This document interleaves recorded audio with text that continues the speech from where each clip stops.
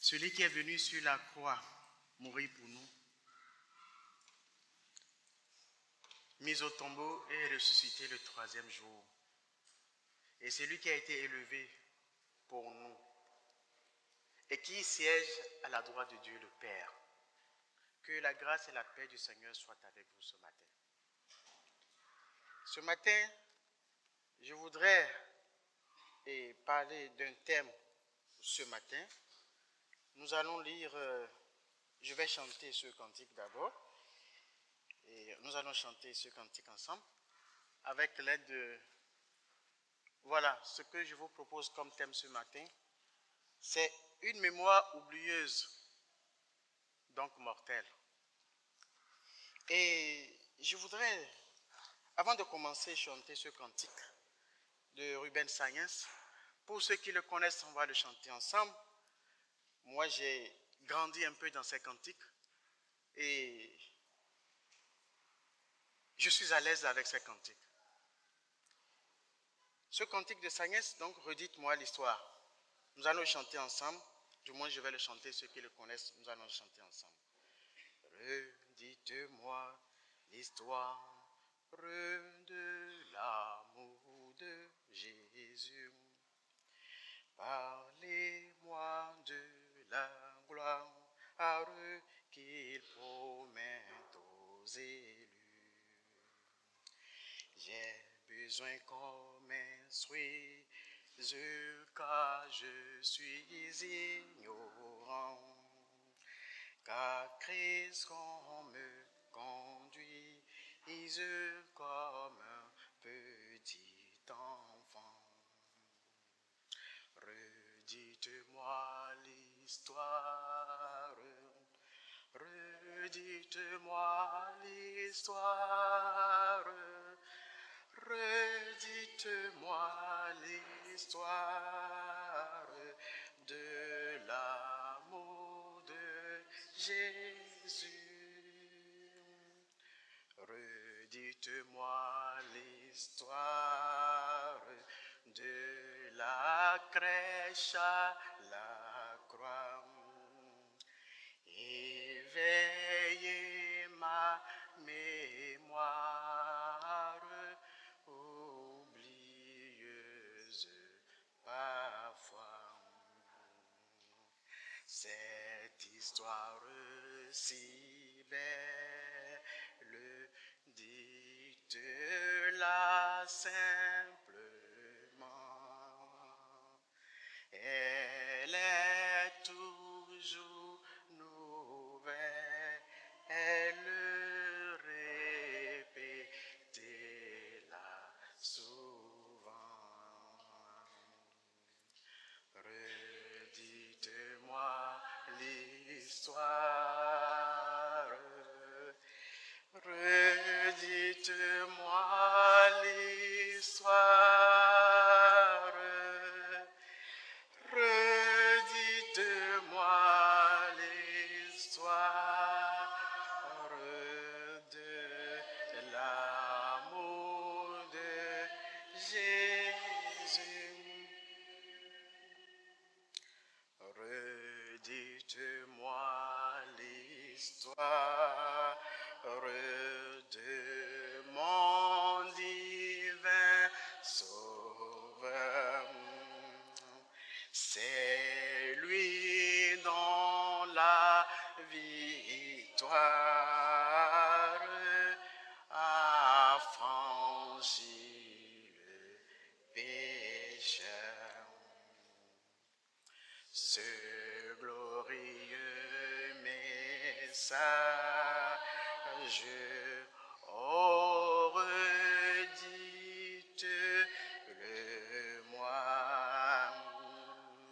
Lorsque je perds courage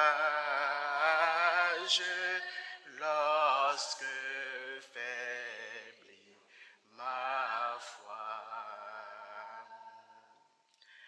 Redites-moi l'histoire, redites-moi l'histoire, redites-moi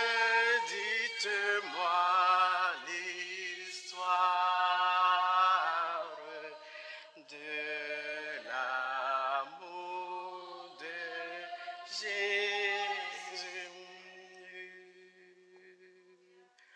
Redites-moi l'histoire quand le monde trompe, me vend sa vaine gloire au prix de mon bonheur. Et quand loin de la terre, je prendrai mon essor en fermant la paupière, que je l'entende encore.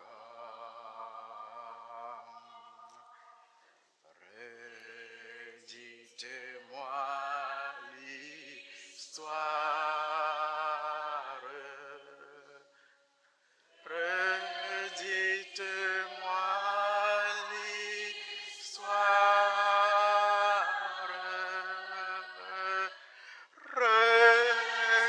redites-moi l'histoire de l'amour de Jésus. Parce que c'est l'histoire la plus belle. C'est l'histoire que nous avons juste besoin d'entendre. Cette histoire que nous oublions souvent, il est nécessaire pour nous, jour après jour, de nous la rappeler. Et lorsqu'il me vient à moi de l'oublier, mon frère, ma soeur, c'est à toi de me rappeler cette histoire. Lorsque faiblit ma foi, lorsque je perds courage, tu dois pouvoir me rappeler cette histoire de l'amour de Jésus. Ce matin, j'aimerais vous parler d'une mémoire oublieuse dont parle Ruben Sagnès dans son cantique, mais que je trouve mortelle. Une mémoire oublieuse, mais mortelle. Et avant de commencer à lire ce texte, permettez-moi de vous raconter une histoire. C'est une histoire qui a été racontée donc, dans un livre. On a parlé d'un chasseur un jour qui est parti chasser un tigre.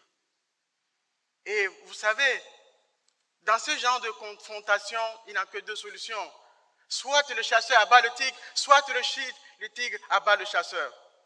Et notre chasseur, avec son fusil qui était parti à la chasse au tigre, il a effleuré juste l'animal, il n'a pas abattu. Donc il a rendu encore plus violent. L'animal s'est mis à sa poursuite. Le chasseur s'est mis à courir. Il savait par là où il devait aller. Ils avaient un refuge des chasseurs. Là, ils se réfugient. Mais ce jour-là, la porte était fermée. Il était presque sauvé. Il n'avait pas la clé avec lui. Je ne vous raconte pas la fin de l'histoire.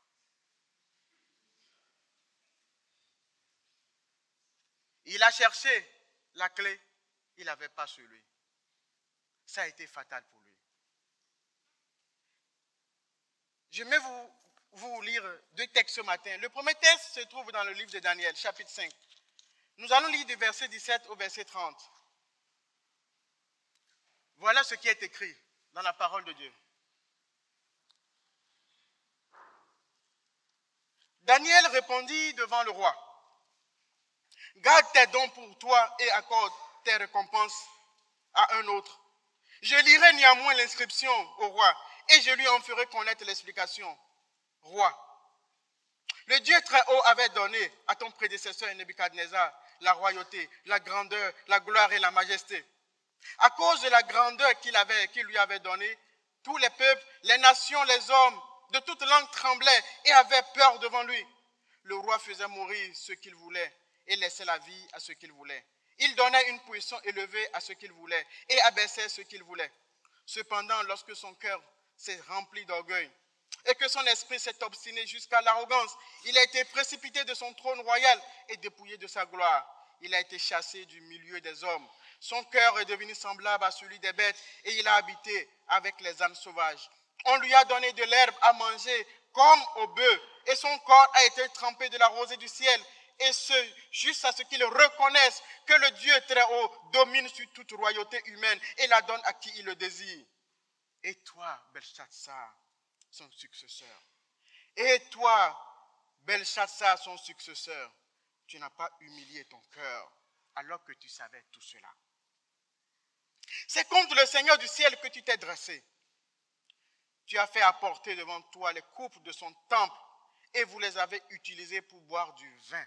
Toi et tes hauts fonctionnaires, ainsi que tes femmes et tes concubines. Tu as célébré les dieux en argent, en or, en bronze, en fer, en bois et en pierre, qui ne voient pas, qui n'entendent pas et qui ne savent rien. Et tu n'as pas donné gloire au Dieu qui tient dans sa main, ton souffle et tous tes chemins. C'est pourquoi il a envoyé cette partie de main qui a tracé cette inscription. Comptez, comptez, pesez et divisez. Et voici l'explication de ces mots. Comptez. Dieu a fait le compte de ton règne et y a mis fin. Pesez. Tu as été pesé dans la balance et tu as été trouvé léger. Divisé. Ton royaume sera divisé et donné aux Mèdes et aux Perses. Aussitôt, Belshazzar ordonna qu'on habille Daniel de pourpre, qu'on lui mette au cou un collier en or et qu'on proclame qu'il aurait la 3e place dans le gouvernement du royaume. La nuit même, Belshazzar, le roi des Babyloniens, fut tué. Le deuxième texte que nous allons lire se trouve dans l'évangile de Jean, en son chapitre 13. Il est écrit ceci. Je lis à partir du verset 12 au verset 17. Après leur avoir lavé les pieds, il reprit ses vêtements, se remit à table et leur dit, « Comprenez-vous ce que je vous ai fait? Vous m'appelez maître et seigneur, et vous avez raison car je le suis. Si donc je vous ai lavé les pieds, moi le Seigneur et le maître, vous devez aussi vous laver les pieds les uns aux autres. Car je vous ai donné un exemple afin que vous fassiez comme je vous ai fait. En vérité, je vous le dis, le serviteur n'est pas plus grand que son Seigneur, ni l'apôtre plus grand que celui qui l'a envoyé. Si vous savez cela, vous êtes heureux, pourvu que vous les mettiez en pratique. »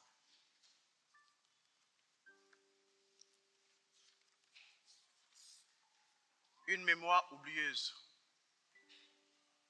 En fait, je vais vous parler aujourd'hui, je vais nous parler de nous-mêmes, de nos mémoires si oublieuses. Et si l'exemple ou le texte que nous avons lu, c'est le texte de Daniel, chapitre 5. Et de quoi est-il question dans ce texte, dans ce contexte? Il est question donc de Belshazzar, roi de Babylone, qui a donné un grand succès à ses hauts fonctionnaires, à ses femmes. Et il a demandé qu'on la lui apporte pour célébrer les coupes en or et en argent que Nebuchadnezzar avait enlevées au temple de Jérusalem.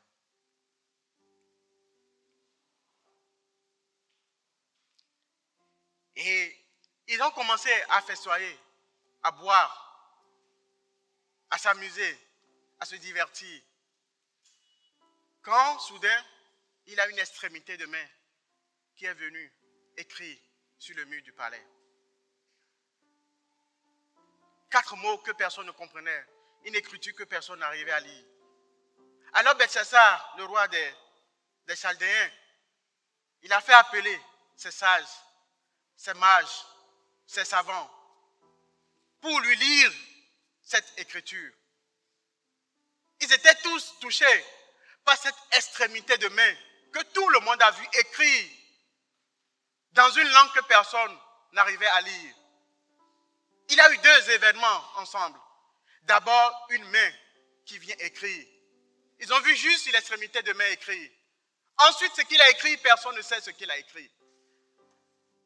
Il a fait venir tous ces sages, tous ces savants.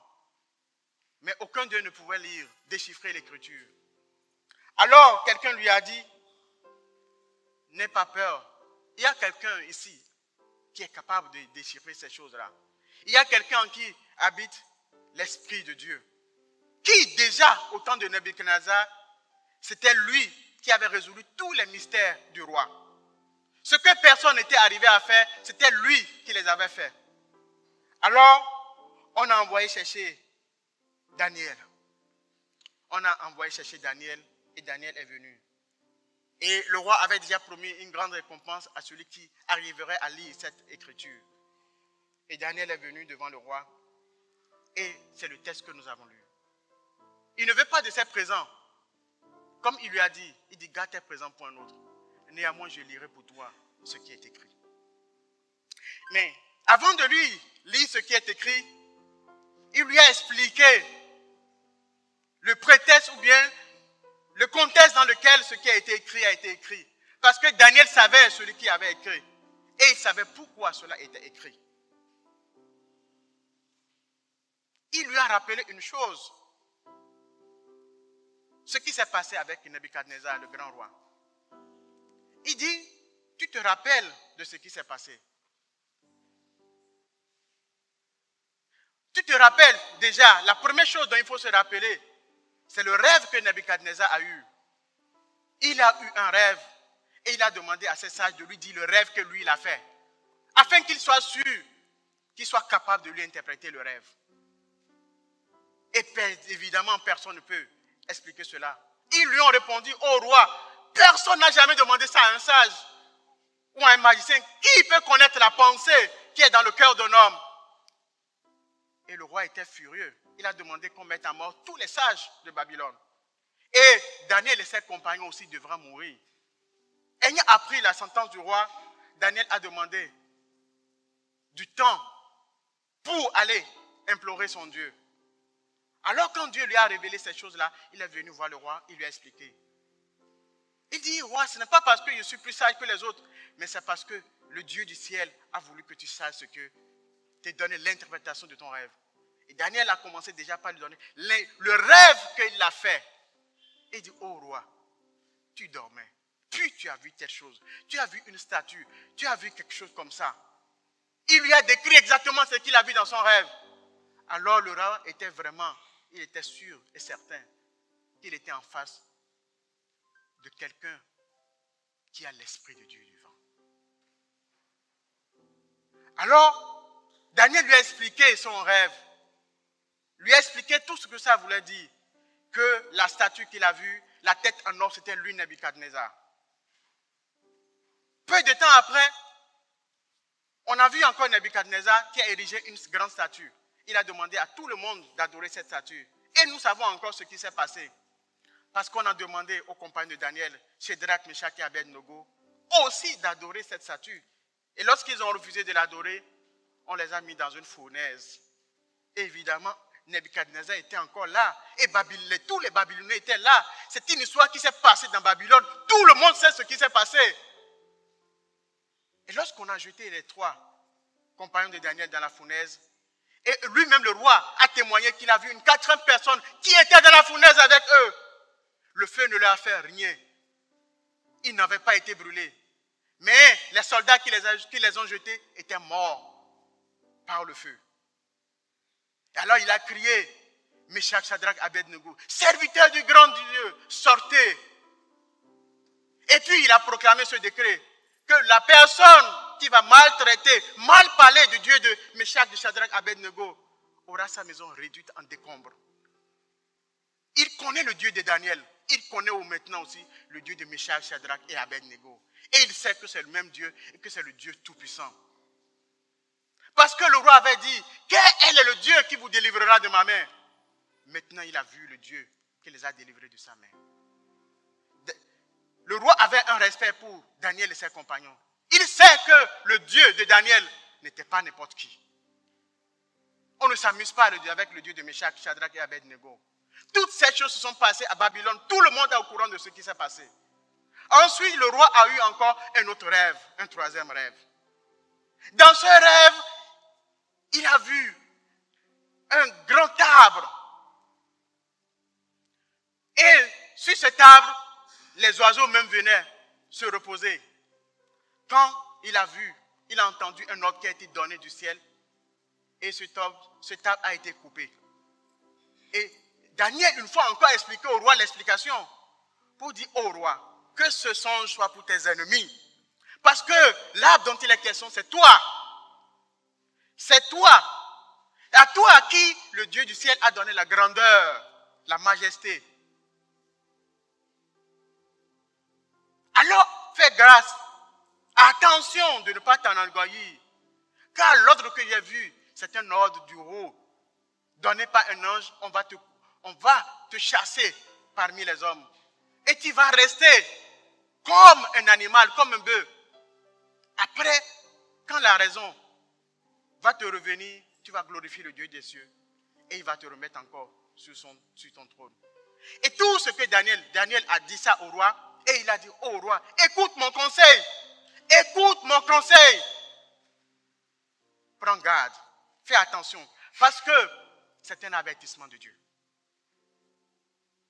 Le roi n'a pas écouté le conseil. On dit 1 an après, 12 mois après, il se promenait en Babylone. Il dit, n'est-ce pas ici, Babylone la grande que j'ai construite de ma main? Et ce que Daniel a dit s'est accompli sur lui. Il a été chassé du milieu des hommes. Il est resté là-bas. Pendant le temps de la prophétie. Juste à ce qu'ils reconnaissent que le Dieu du ciel, il donne le royaume, le règne à qui il veut. Tout est établi par Dieu et tout vient de Dieu. Et Daniel dit à Belchassar, tu n'es pas sans voir tout ça. Et tu sais très bien que ces coupes en or et en argent ont été rapportées du temple de ce Dieu. Tu n'as eu aucun respect pour ce Dieu. Aucun respect pour ce Dieu. Et tu as pris les coupes en or qui ont été amenées. Même Nebuchadnezzar n'a pas eu le courage de prendre les coupes en or et en argent du temple du Seigneur et s'amuser avec. Et toi qui connaissais toutes ces choses, qui a vécu toutes ces choses, certainement parce qu'il était enfant, ou bien qu'on lui a raconté tout ça, mais il était au courant de toutes ces choses. Il dit toi, et toi Belchassar, son successeur, tu n'as pas humilié ton cœur alors que tu savais tout cela. Alors que tu savais tout cela. Une mémoire oublieuse.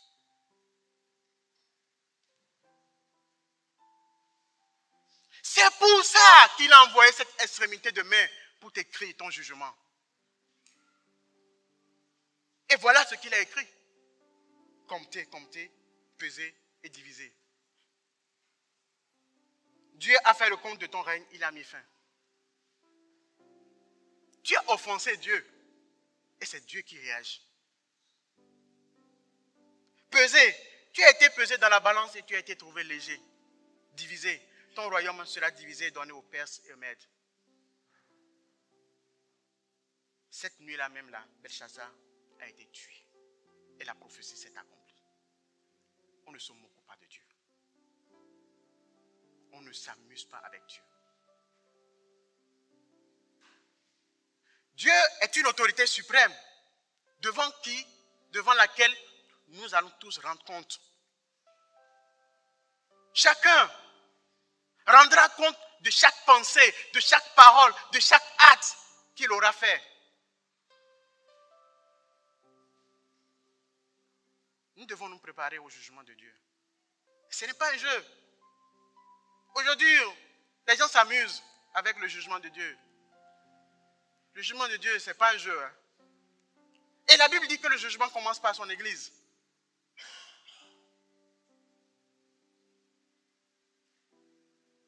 Nous devons nous préparer au jugement de Dieu. Frère, nous ne devons pas prendre cela comme de l'amusement. Nous ne devons pas être des chrétiens d'aujourd'hui. Nous devons être des chrétiens qui se projettent dans l'avenir, qui se projettent dans l'éternité. Où passeras-tu l'éternité, frère? Nous allons regarder seulement ce qui se passe aujourd'hui. Et nous n'allons pas penser demain, après-demain. On ne s'amuse pas avec Dieu. On ne s'amuse pas avec Dieu. Et ce n'est pas parce que Dieu est patient qu'il est d'accord avec nous. Sa patience, c'est pour que nous puissions nous repentir. Sa patience, c'est pour que nous puissions nous repentir. Ce n'est pas parce qu'il ne sait pas ce que nous faisons. Ce n'est pas parce qu'il connaît les pensées de chacun. Il connaît ce que chacun pense. Ce que chacun fait, il sait. C'est tout. Il n'a pas besoin qu'on lui dise. Il est Dieu. Nous devons nous préparer pour faire face au jugement de Dieu. Qui que nous sommes. Parce que demain, qu'est-ce que tu vas lui dire quand tu seras devant son trône? Quel argument lui donnera-t-il? Que je ne savais pas cela? Lui ne peut se prévoir de sa propre turpitude. Il y a un ami pasteur qui avait l'habitude de dire quelque chose, mais à laquelle nous devons réfléchir. Il dit les gens vont mourir parce qu'ils n'ont pas pris l'habitude de lire la Bible, de la méditer, de la comprendre.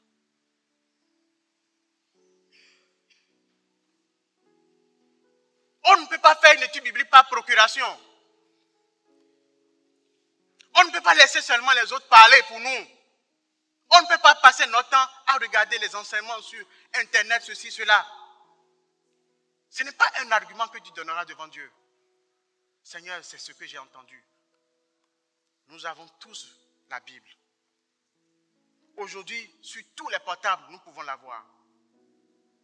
Nous ne pouvons pas nous prévaloir de ce que nous ne savons pas ce qui est écrit. Nous ne pouvons pas le dire.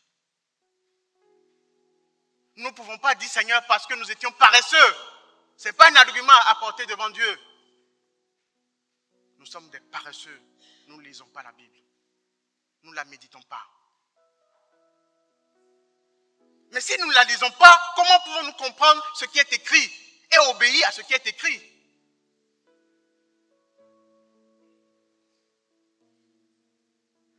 Il faudrait que nous puissions changer. C'est la parole de Dieu. Sola scriptura. L'écriture seule. L'écriture d'abord. L'écriture au commencement, l'écriture à la fin. Il n'a rien d'autre à ajouter. Quelques révélations que nous avons reçues, il faut qu'elles soient en accord avec l'écriture. On ne peut pas, le Saint-Esprit ne peut pas donner une révélation qui soit contraire à l'écriture, car c'est le Saint-Esprit qui a inspiré l'écriture. Il y a un lien indissociable entre le Saint-Esprit et l'écriture. Parce que toute écriture a été inspirée par Dieu. C'est lui qui a inspiré l'écriture. Il ne peut pas vous donner une vision contraire à ce qu'il a inspiré. Il nous a donné une norme de foi pour toujours, afin que nous puissions l'utiliser. Un étalon, un modèle, une référence à jamais. Mais nous ne voulons pas la lire. Nous passons notre temps à écouter des rêveries. Mais ce n'est pas un argument que nous allons présenter devant Dieu au jour du jugement. Nous devons lire la Bible. Nous devons la méditer. Nous devons la tourner. Nous devons chercher à comprendre le sens. Nous devons discuter, prier, encore discuter, travailler. Aujourd'hui, nous sommes une église qui ne lit plus la Bible. Comment pouvons-nous avancer? Comment pourrons-nous être agréables devant Dieu? Et c'est encore cette histoire que le Seigneur nous rappelle encore.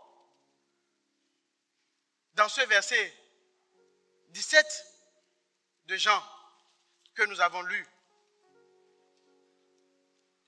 il dit, vous êtes heureux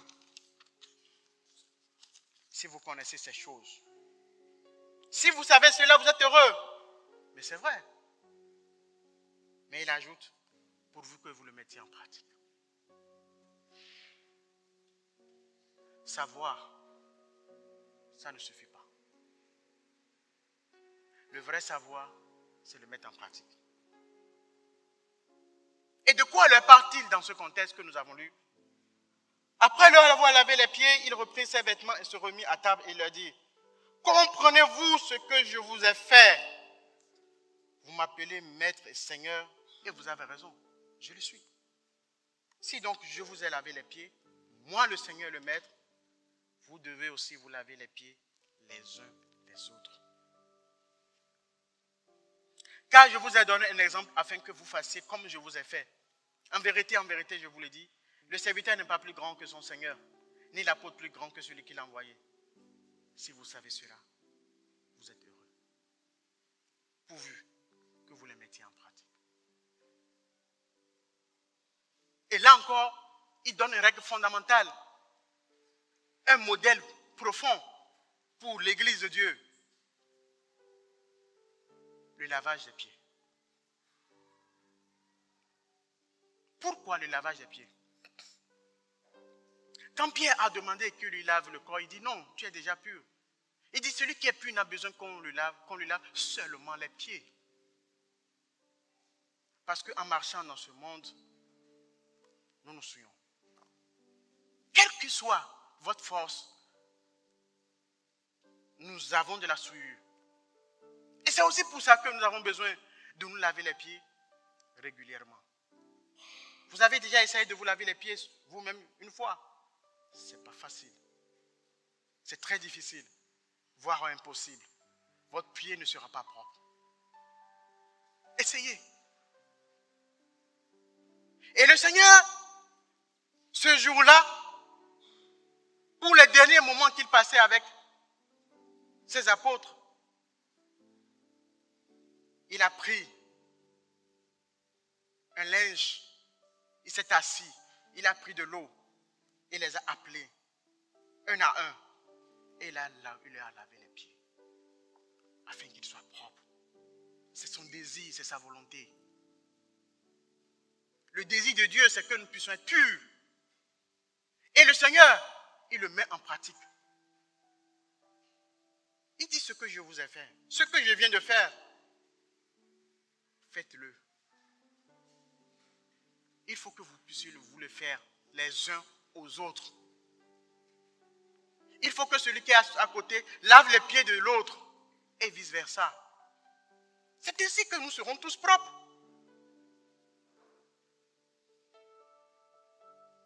Nous avons besoin de nous laver les pieds les uns les autres. Et laver les pieds, ça veut dire quoi? Ça veut dire effacer la souillure du pied de ton frère. La démarche, elle est là. Lorsque le pied est sale, c'est à toi d'appeler ton frère. Et la démarche est là. Que dit la Bible? Si ton frère a péché, va et reprends-lui. Reprends-le. Lui seul. Tu l'appelles à côté et tu lui laves les pieds. Je ne pense pas qu'il faille venir en assemblée ici pour lui l'appeler, pour dire viens. Écoute, maintenant je vais te laver les pieds. Ce n'est pas ça ce que le Seigneur veut. Il y a aussi de la discrétion. Il y a aussi le respect de l'autre. L'amour qui veut prendre soin de son frère. Mais aujourd'hui, nous avons oublié tous les enseignements de notre Seigneur.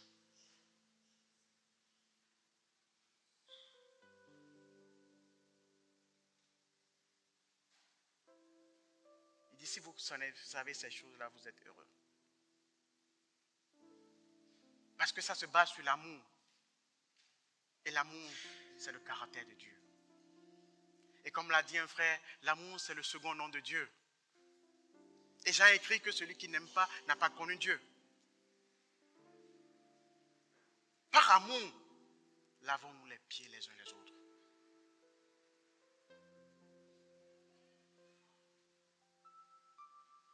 Si nous ne le faisons pas, je ne sais pas si on peut encore nous appeler chrétiens.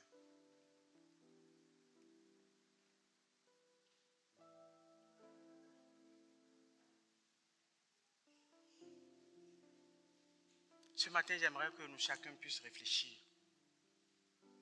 sur ce qu'il fait.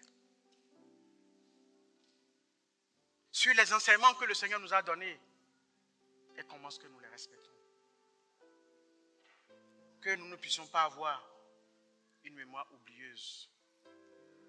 C'est vrai que nous avons besoin qu'on nous rappelle jour après jour ce que le Seigneur a fait. Nous avons besoin jour après jour, instant après instant, qu'on nous rappelle l'amour de Jésus, de celui qui est venu mourir sur la croix pour nous.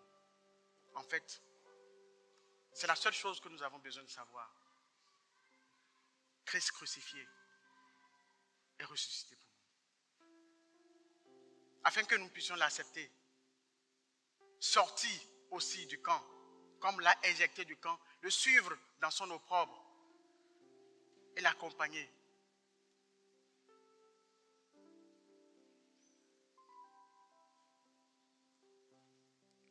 Je ne sais pas si ce matin, il y a quelqu'un qui est dans cette situation aujourd'hui du roi Belshazzar. Parce que le Seigneur nous invite. Belshazzar a vu, a entendu, du moins, il sait tout ce qui s'est passé sur Nebuchadnezzar. Mais il n'a pas pris exemple. Alors je te prie ce matin, je ne sais pas ta situation. Est-ce que tu as fait la paix avec Dieu? Quand le Seigneur te pèse, comment te trouve-t-il?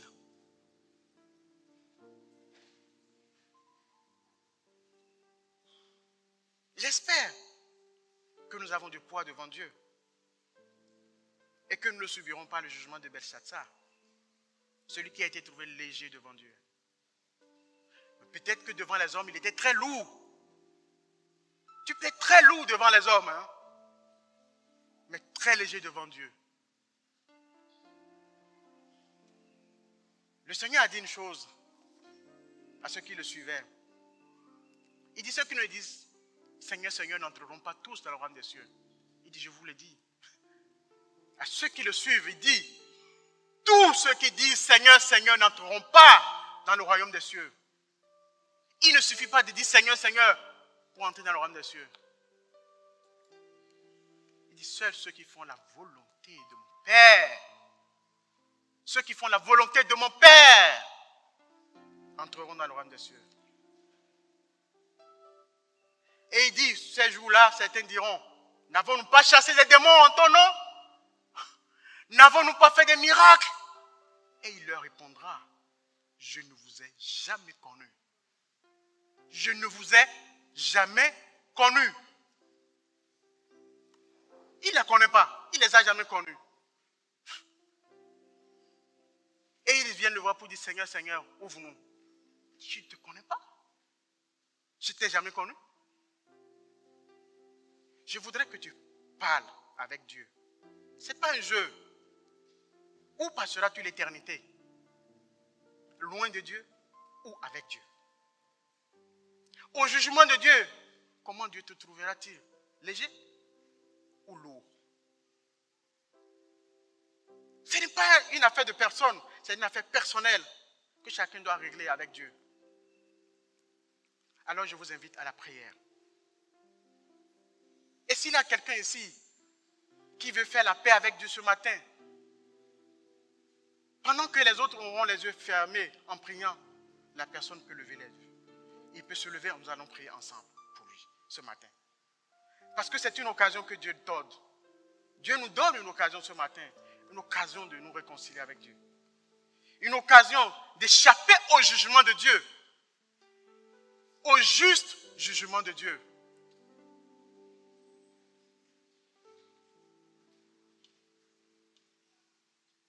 Mon frère, ma soeur, je t'aime. Parle avec Dieu ce matin. Dis-lui qui tu es, car il sait déjà qui tu es. Et dis-lui ton besoin.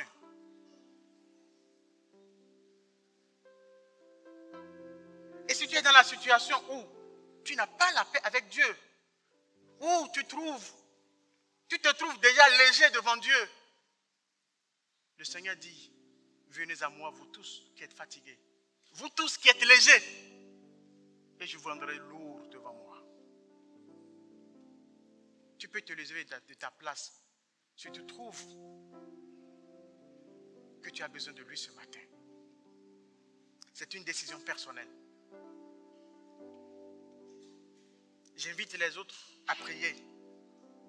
Prions les yeux fermés. Et que celui qui a envie, celui qui a ce besoin ce matin puisse se lever de lui-même, prenne sa décision. Et nous allons prier.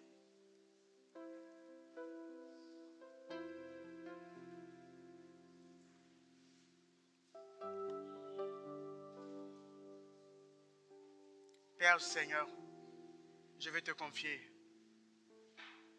tes enfants. Aujourd'hui, ils ont entendu ta parole. Tel que tu l'as dit. Tu as dit que tu ne mettras pas dehors celui qui vient à toi. C'est pour ça que je crie ce matin. Je te supplie, Seigneur, Dieu de paix et de bonté, de leur accorder ta grâce et ta miséricorde, tel qu'ils le demandent, tel qu'ils le souhaitent, pour qu'ils marchent en nouveauté de vie avec toi ce matin. Je prie que tu les bénisses, Seigneur. Au-delà de tout mot, que tu les guérisses. Que tu effaces les actes accusateurs qui sont contre eux. Je prie, Seigneur, que tu écrives leur nom dans ton livre de vie. Que tu renouvelles la vie que tu donnes en eux. Je te prie, Seigneur, de les garder sur le chemin de la vérité. Je te prie, Seigneur, que tu sois avec eux, que tu les accompagnes, que ta puissance soit avec eux, que tu les remplisses. Que tu leur donnes ton Paraclétos, ton Saint-Esprit, pour être avec eux dans toutes les situations. Seigneur, je te prie, je te supplie, Seigneur, et je te remercie parce que tu es fidèle à toi-même, tu es fidèle à ta parole. Père de grâce, que ton nom soit loué. Merci, Seigneur. Merci, Seigneur. Amen. Calvin, let's go.